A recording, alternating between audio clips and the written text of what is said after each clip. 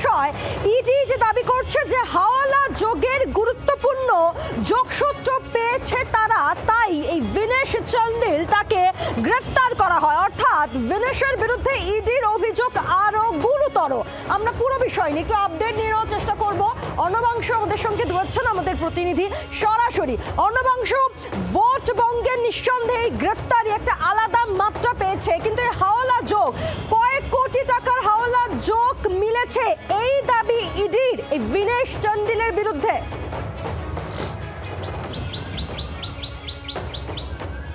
দেখো পায়েল, আইপ্যাক সংস্থার সঙ্গে রাজনৈতিক কয়েকটি দলের যোগ রয়েছে, কারণ আইপ্যাক সংস্থা তারা রাজনৈতিক দলের হয়ে তারা প্রচারে সহ নানা কাজ করেন।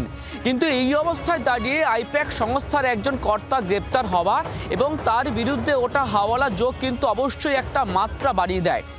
ইডি সূত্রে যেটা খবর, তারা বলছে যে এই আইপ্যাক সংস্থার অ্যাকাউন্টে যে পরিমাণ অর্থ বা তারা যে পরিমাণ অর্থ এসেছে তার সঙ্গে প্রকৃত অর্থে ব্যবসায়িক সত্যতা বা যোগ নেই।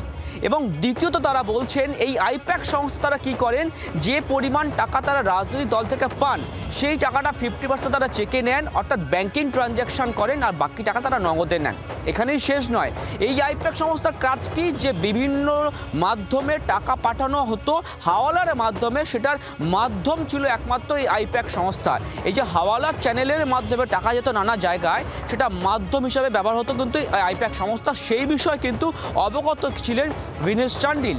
আইপ্যাক সংস্থা সম্পর্কে তাদের আরও বক্তব্য তদন্তকারী সংস্থার, যে এই আইপ্যাক সংস্থারা কিন্তু এই যে হাওয়ালা যে চ্যানেলগুলো ব্যবহার করতো সেই চ্যানেলের মাধ্যমে একাধিক ব্যক্তি বা হয়তো প্রতিষ্ঠান তারা কিন্তু বেনিফিশিয়ারি হয়েছে এবং এর সঙ্গে সম্পূর্ণভাবে অবগত ছিল চান্ডিল, এবং তার বাইরে অনেকেও রয়েছেন, যে কারণে ইডি তারা কিন্তু একাধিক ব্যক্তিকে আরও জিজ্ঞাসাবাদ করতে চাইছেন। তাদের মূল পয়েন্ট হচ্ছে এটাই যে হাওয়ালার মাধ্যমে যারা যারা বেনিফিশিয়ারি হয়েছে তারা কারা, কোন কোন রাজনৈতিক দল কত টাকা দিয়েছিল এবং তারা কতটা নগদে তারা নিয়েছিলেন। দ্বিতীয়ত, কেন এই তথ্য বিকৃতি করা হয়েছিল, অর্থাৎ ব্যাংকিং ট্রানজ্যাকশনকে আড়ালে রেখে নগদের মাধ্যমে কেন তারা টাকা ট্রান্সফার করতো। এই তিনটি প্রশ্নের উত্তর খোঁজার জন্য কিন্তু চান্ডিলকেও জিজ্ঞাসাবাদ করা হচ্ছে এবং কিন্তু এই সংস্থার একাধিক কো ফাউন্ডার সহ ব্যক্তিকেও কিন্তু তলব করা হয়েছে এই জিজ্ঞাসাবাদ করার জন্য, এই প্রশ্নের উত্তর খোঁজার জন্য।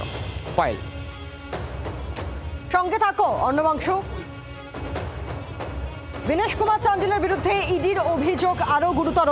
হাওয়ালা লেনদেনের যোগ খুঁজে পেয়েছে তদন্তকারী সংস্থার একাধিক ব্যক্তি, তাই ইডির নজরে গতকাল রাতেই গ্রেফতার করা হয় বিনেশ কুমার চান্ডিলকে এবং এর মধ্যেই ইডি হেফাজতে পেয়েছে বিনেশকে। তারা আদালত 10 দিনে ইডি হেফাজতের নির্দেশ দিয়েছে।